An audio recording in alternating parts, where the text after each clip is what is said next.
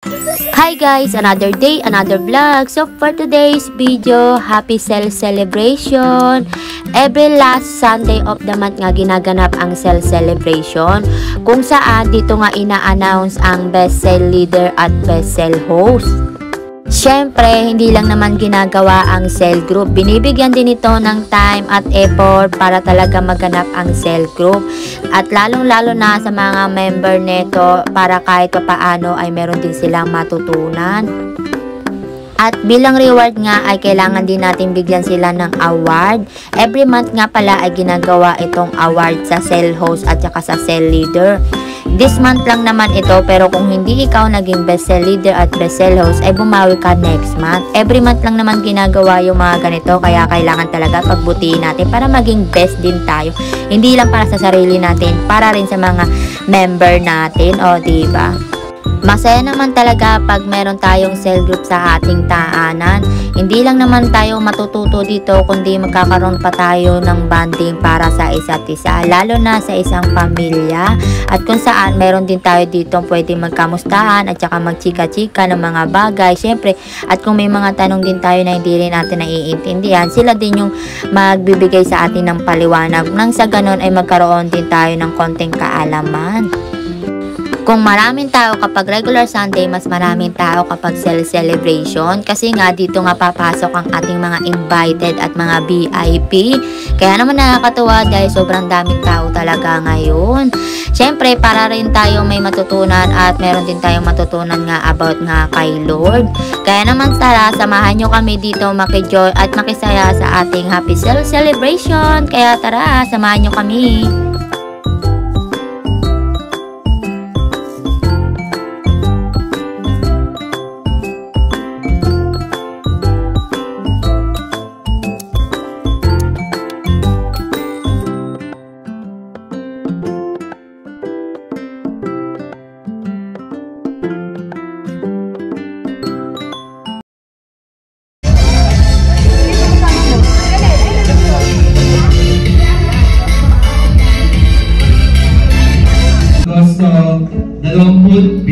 And syempre po sa lahat po ng ating kasama po dito sa loob ng ating simbahan, happy cell celebration and a blessed Sunday to everyone. So mapagpalang umaga po sa ating lahat. Tayo po muna tayo lahat at sabay-sabay po natin awitin ang pambasang awit ng Pilipinas. Kababayan, ang pambansang awit. Act that pleases and Glorifies God. Siyempre, meron din tayong tema for our Sunday Cell Celebration at ito yung Pistang Pinoy. So, paano nyo ba, Kuya Ward, sa inyong pinaghandaan ng inyong cell celeb for this Sunday? Siyempre, sa lahat ng cell groups namin, talagang binotivate namin ng tao. Umulan o umaraw, dapat na...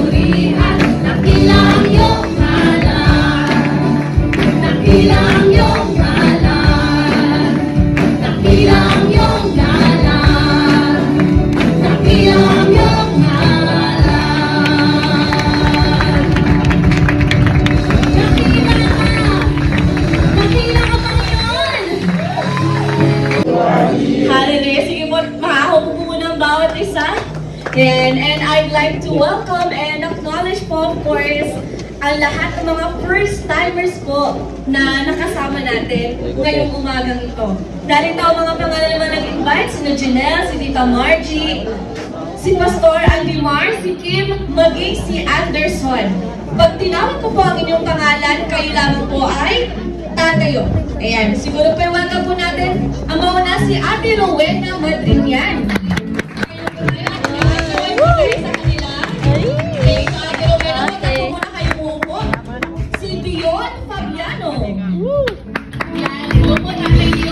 Si Francisco Laco. Ayan, hello po. Nico Julio. Si Erica Irish Tababan.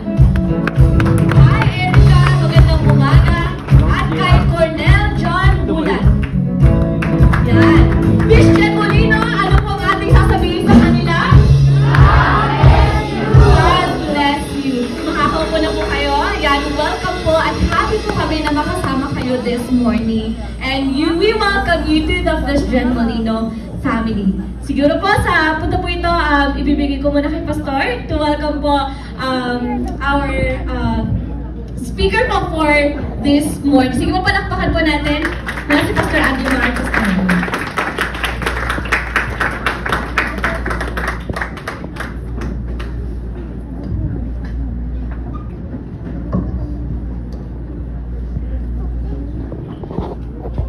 Kayo pong lahat na narito po sa loob ng ating simbahan at maging yung ating pong mga nasa Zoom po ngayon, magandang umaga din po sa inyong lahat. No, tayo po ay pinagpala sa lahat ng simbahan. Sino yung may ganong mindset ngayon? Amen! Masabi sa katabi mo, pinagpala tayo sa lahat ng simbahan. Pinagpala tayo sa lahat ng simbahan. Akalain mo, napakalakas po ng ulan, talagang hindi po nahadlangan ng bagyo. Ito po ating po. Amen! Maraming po ng pagkakalaman ito. Welcome po yung bago ko po tawagin ang ating mahal na pastor, ang ating tagapagsalita ngayong baga. Akin po munang i-welcome ang Team Taytay. Yan, narito po si... Sino? Kayo na po yun. Laban mo natin ang Panginoon. Tayo po ay pinamulangan ng ating po mga kapatid sa dakol po ng Christian Taytay na makarating po dito sa Christian Molino. Okay? Welcome po kayo, maraming salamat. Siguro baka po tawagin ng ating mahal na pastor. Tawagin ko para makilala ka rin ng bandang people dito sa... Hello po! Magandang umaga po sa ating lahat. Nakakatuwa po kasi actually first time ko lang po talaga punta sa ibang church as a pastor's wife. So, thank you. And then, pero nakakatuwa po talaga mag-visit sa mga Christian churches kasi pagpasok ko pa lang talagang ang pakiramdam ko I'm at home. Ayan. So, salamat po sa bawat isa na nag-welcome sa amin. And welcome din po kayo to visit Christian Taytay. Ayan. So, maraming salamat po sa pag-welcome po sa amin. Nasa mid po kasi ako, nasa kalahati ng mga kabataan at kasi yung kalahati ng mga katandaan na po nasa gitna po. Nung araw po, sabi nila ako daw po yung pinakabata at pinakagwapo pastor. Nung araw. Pero ngayon po ay pogi pa rin naman. Tama ba? May kontra wala? Wala! Kontra po, uwiin po kayo. No. Nung araw kong sabihin na sila na po ngayon yung masasabi ko na mas ginagamit po ng Panginoon at mas gagamitin pa ng Panginoon. Although, syempre po,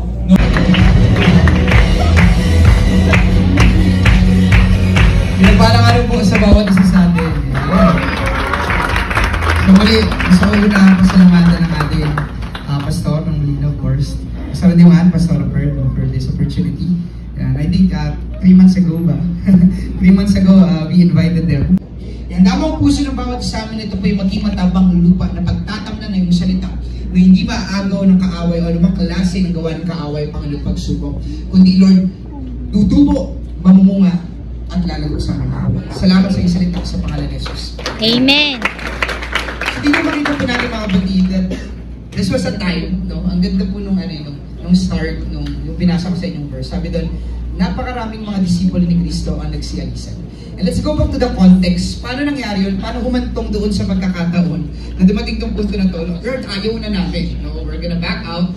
We're not gonna continue following you. Hindi namin tutuloy. na lumakad kasama ka, hindi na kami susunod sa'yo. So, how did it happen? How did it reach this point? Paano po umantong sa ganito? You know what happened? Kasi po, hindi po nila malunok, hindi nila ma-digest yung mabibigat na katuruan ni Kristo ng pagkakataong ito. Nangyari po itong sermon ni Kristo sa kanila after magpakain ni Kristo sa 5,000. So nagpakain si Kristo po, 5,000 people. We know that in the Bible, no, na minultiply niya yung bread, di ba? At napakain niya yung libo-libong mga tao. Then after po nung pagkain na yun, is that nangyari po yung pagtawid ng mga disipulo sa lake, no? And then si Christ, then merong nangyari bagyo, dumating, di ba? And pinatigil ng Panginoon ng bagyo, ang malakas na hangin. Nakatuloy sila sa kabilang ibayo. Pagdating ni Kristo sa kabilang ibayo, nandun pa rin yung mga tao. Now, they were looking for Him, they were searching for Him, but the question would be, muna natin yung bagyo makarating sa simbahan. But the question is, sinuong ba nila yung malakas na bagyo para sa tamang rason, para sa tamang motibo, at para sa tamang nilalaman ng kanilang puso? At sabi ni Kristo sa kanila po, mga kapatid, just to give you the context of this, sa John 6:25 to 35, sabi doon, nang makita nila si Jesus sa ibayo ng lawa, siya ay tinanong nila, Guro, kailan pa po kayo rito? Sumagot si Jesus, totoo ang sinasabi kong ito, hinahanap ninyo ako, hindi dahil sa mga himalang nakita ninyo, kundi dahil nakakain kayo ng tinapay at kayo nabusog. You know? So Christ was telling them, you know what? Paglabas mo, baka iba na yung mangyari? Will you still choose Jesus? Not just every day. Every moment, you walk and you choose Jesus. Sige po, mabigyan po tayo lahat. And then let's just sing this song to the Lord. Sino mga sigurado na dito? Amen. Yes, we sing this song to the Lord now, but we sing this. And let's take this time to behold the beauty of the Lord. Let's take this time, mga kapatid.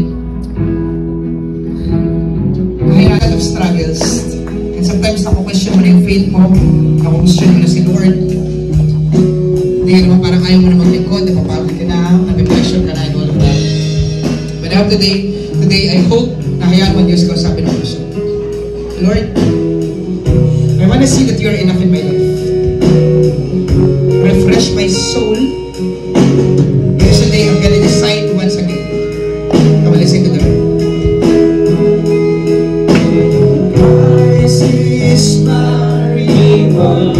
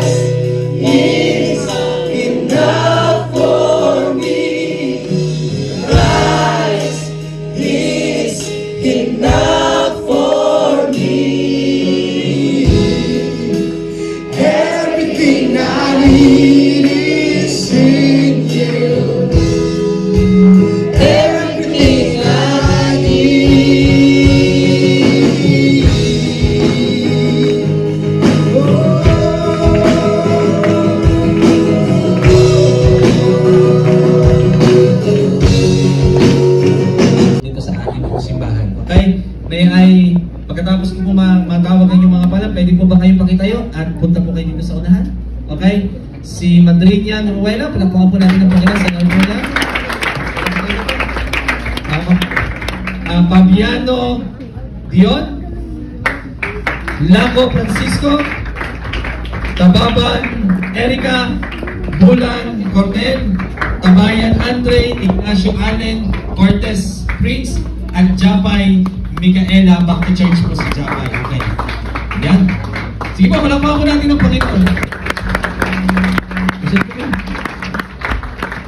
Palakpakan po natin ang Panginoon sa buhay po nila. Christian po nila, sasabihin natin sa kanila, God bless you! Dahil kayo first time, ilang saglit po na kayo bibigyan ni Pastor ng pagkakataon po na kayo po ay maipag-pray po ngayon. No, yan, andito na ba po yung iba? Yan, purihin po ang Panginoon kahit po maulan, kayo po ay nakarating po dito sa simbahan. Naniniwala po ang inyong lingkod na hindi. Okay po kayo? Para po tayo makita po natin talaga, pipiliin natin talaga ngayon si Kristo. Ano man ang mangyari, ano man ang hindi nangyayari, kay Kristo pa rin po tayo. Okay? Tungod niyo po ang inyong mga ulo, bigyan niyo po ang inyong mga mata, ulitin niyo po ang panalangin ito. Mula po sa inyong puso, sa pamamagitan ng inyong labi, repeat this prayer after me. Come on. Panginoong Hesus, nagpapasalamat po ako sa inyo at dakilain niyo pong pag-ibig sa akin. Pinatunayan niyo po ito sa pamamagitan ng krus ng ikaw, Hesus, namatay para po sa aking mga kasalanan. Binubuksan ko ang aking puso, inaanyayahan po kita. Pumasok ka rito, maging Panginoon kita, tagapagligtas, hari at may-ari na ng aking pong buhay. Patawarin niyo po ako sa lahat ng aking kasalanan mula noon hanggang ngayon. At simula sa araw na ito, ang aking pong hiling, tulungan at turuan niyo po akong sumunod ayon na po sa inyong kalooban. Sa pangalan mo, Jesus. Amen. Amen. Amen. Palapakan po natin ang Panginoon. No, mga kapatid, hindi po kayo tumanggap ng bagong leyon at tinanggap niyo po sa inyong puso ay sino? Si Jesus. Kailangan po si Jesus, yung relasyon natin kay Jesus maging maayos, maging malusog. At tutulungan po kayo ng mga cell leaders po o yung mga nag-invite po sa inyo para yung relasyon nyo kay Jesus ay mas maging maayos po at maganda. Sapagkat yun po yung ating kailangan. Okay po? Meron kayong extra pagpapalang tatanggapin. Sama po kayo dito, sasamahan po kayo ng mga usher na ito. Tungo po doon sa extra blessing na inyong tatanggapin. Okay, welcome po kayo sa ating pong simbahan, Holy Spirit Christian Church, Molino. God bless po. Sige po, sama po kayo sa testimony po ng pagpapatuloy ng aside from my faithfulness to the Lord, ng goodness din ng Lord sa akin. Sino po nakakaalala ng ating pong Thanksgiving last year? Amen. Alam niyo po ba sa ilang araw, by Friday po yata, ay September. Alam po ba, God is good kasi po, just last week, yung bagay na kinuha ko from my savings, para mapunan yung pangangailangan dun. Para may goal po kasi ako para ma-hit ko yung aking first fruit. Alam niyo po ba, tinriple ng Lord last week. Sabi ko, Lord, grabe ka talaga. Hindi ko na-imagine. Amen. And as we give Jesus our best, as individual job for better jobs, praises and bonuses, good benefits, sales and commissions, settlements, estates and inheritances, interest and income, rebates and returns, checks in the mail, gifts and surprises, fine money, bills paid off, debts and vouchers cancelled, royalties and received. I believe in God and a miracle transfer of it from the hands of the wicked to my account. It's offerings time, it's blessings times. Hallelujah! Kung lahat po tayo ay sa gitna po dumaan.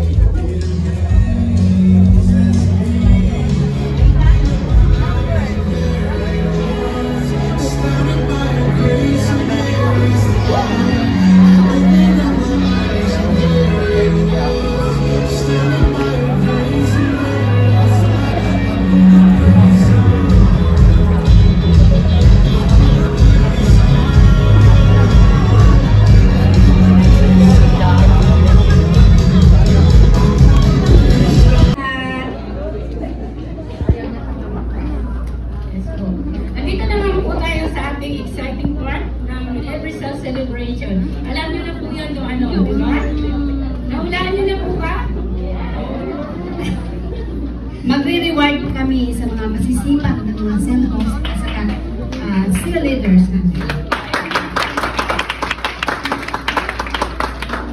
Before that po, meron na po ako i-share sa inyo isang passage po this morning sa ating devotion. Sabi po dito, kasi bali ito po yung pag-reward namin ng pagbibigay po namin ng karangalan sa cell leader at saka sa best sellers. Hindi po kami madali. Talagang nagpipirap po kami dito sa pagbibigay po namin na ang cell leader po talaga ay talagang tinitignan namin bawat detalye ng bawat cell leader at saka ng cell host. Ito po, kanina umaga, ito po yung reward sa akin ni Lord. Sabi dito, be clothed with despair, and the hands of the people of the land will tremble. I will deal with them according to their conduct and by their own standards. I will judge them, then they will know that I am the Lord. Ganun din po. Ganun din po sa aming pagdidelibera po ng kami po sa cell team. Sa pagdidelibera po ng magiging best cell host at sa best cell leader po. Hindi po ganun kadali. Tinitignan po namin yung conduct nila at saka yung best standards nila being isang cell leader po. So ngayon, akin na po ipakilala yung the best cell host ngayong month of August. Siya po ay napakabatang. Sige po, bago po natin tawagin kung sino po yung best cell host, tawagin ko po muna si Pastor Andimar and si Pastor Max para po ibigay po sa atin ang ating award sa ating po mga best cell leader and best cell host. Ang una po natin i-introduce sa oras po na ito ang ating pong best cell host. Ayan, yan.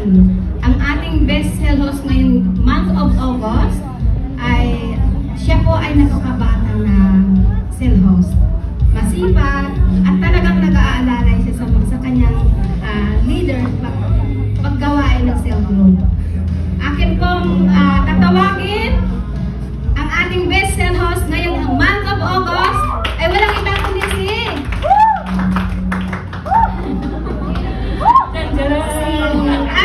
Kristen Sumaka.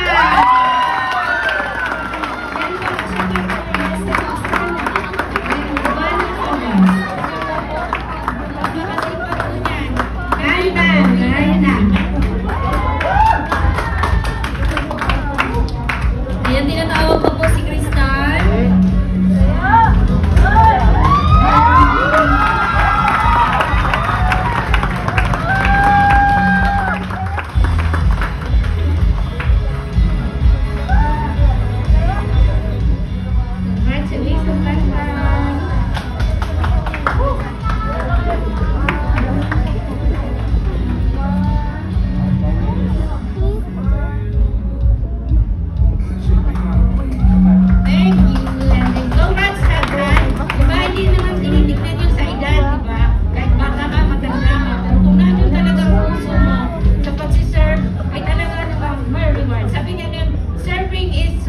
Will be rewarded, di ba? Isa po yung points namin last Sunday. Sige po, ngayon naman ay dumako tayo sa ating best cell leader. Sino po ang bet nyo? Siyempre, sagaw niyo po yung mga pangalan ninyo. Cell leader! Ang ating best cell leader ngayong cell celebration natin ngayong month of August. Talaga po naman. Sige po, pwede niyo po isigaw ang pangalan ng iyong mga cell leader! Ayan, magiging proud ka kasi best cell leader ka, di ba? Feeling mo best cell leader ka. Pero this August, may nag-iisa lang pong best cell leader. Sino daw? Sino? Lakas! Ayan, sige po, Ate Sita, isigaw mo na kung sino ang best cell leader for the month of August. Ang ating best cell leader for the month of August ay walang iba kundi isang lalaki. Siya po ay, ang kanyang apelido po nagsisimula sa letter B.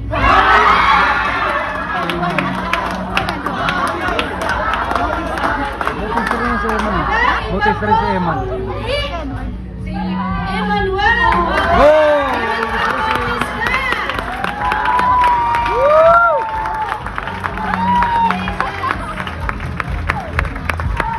Good, good.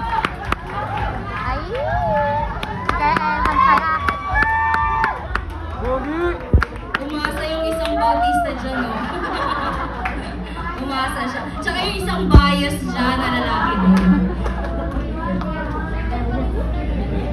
Ayan po, salamat po Pastor Max and Pastor Azimar. And again, congratulations po sa ating best cell host, walang iba, Kristan Sumaka, and ang ating best.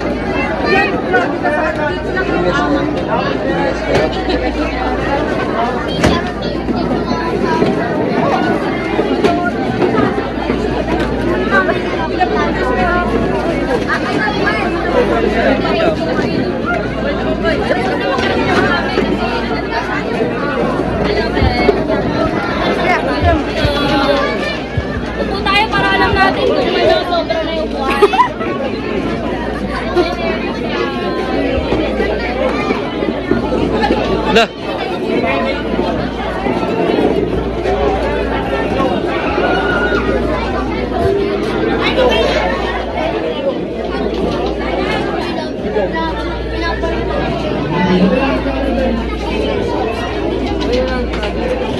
Oh, Apeng, video Apeng.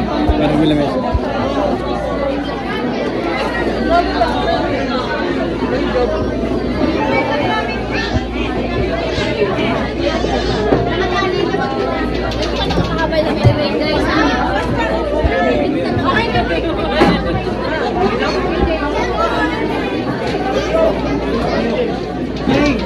Parang ang dami natin yung buwan, guys. Kaya nga, Ti. Kaya sabi ko, bakit ito ba? Ang dami natin yung buwan. Ang haba.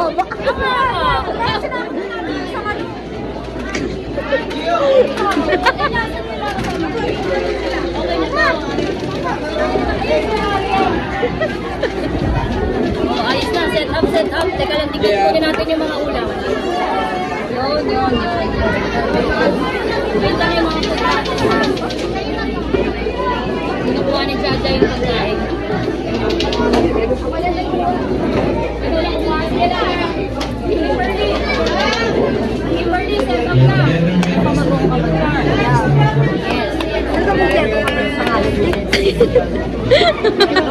Please, ano na? Ganito. Ipin na lang hair, baka malagyan ng hair ang ating ulam. Ito na yan. Huwag mo daw. Ay, baka.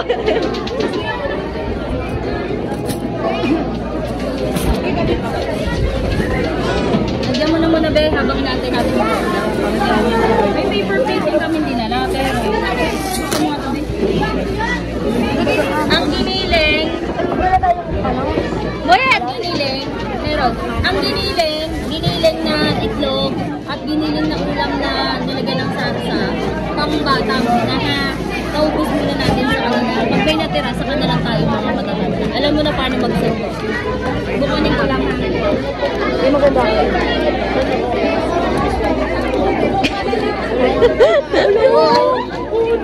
Diyos ko, meron ang picture. Oh my G! Oh my G! Ano yun, te? Sino? Sino, te? Ito yung pangako sa bata, ah. Malamig na lang to. Para yan sa bata. Pero may piniling pa yan. Piniling din ako, piniling pang bata. Pero pag may natira, sa matanda. Priority ang bata.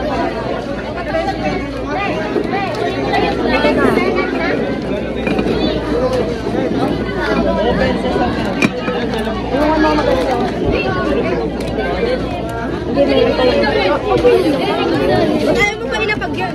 Nanamis ko to. Yung mga bata, kutsara na lang siguro.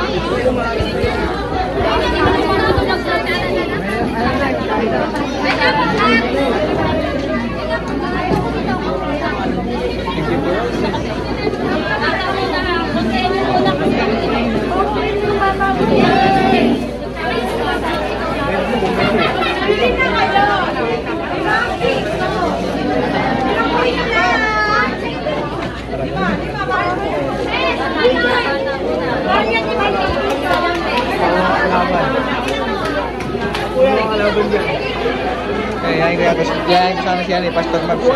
Maaring.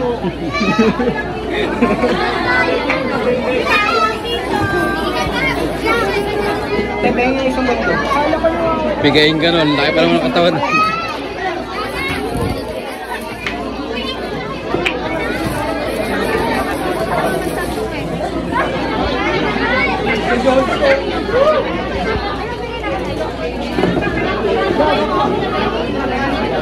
Pwede to ah.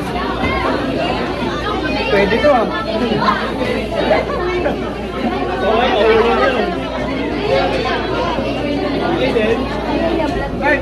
Nice idea. Yellow. Bert, si ano?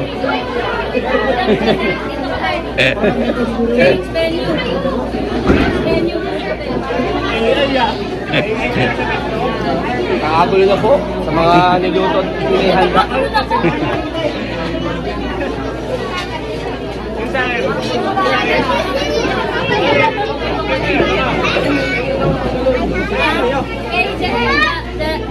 Taral na yelo.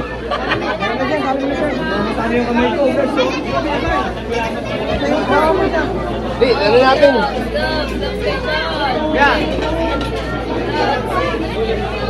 May tayo ngayon pagpasa na magpangkamukha. Boy, ano boy?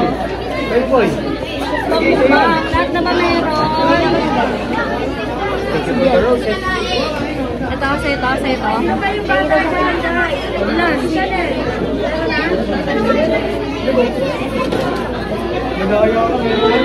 Gloves Award.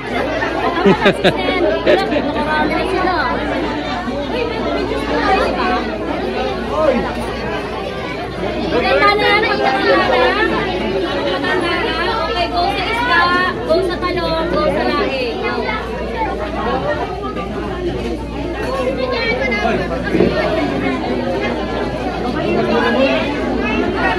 Sa mga piso yan.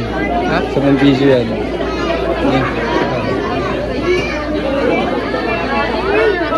Ay!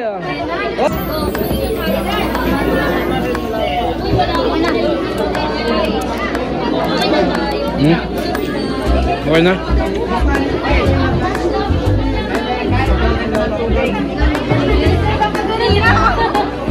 Okay na? Wala na pala. Wala na mga dinari natin.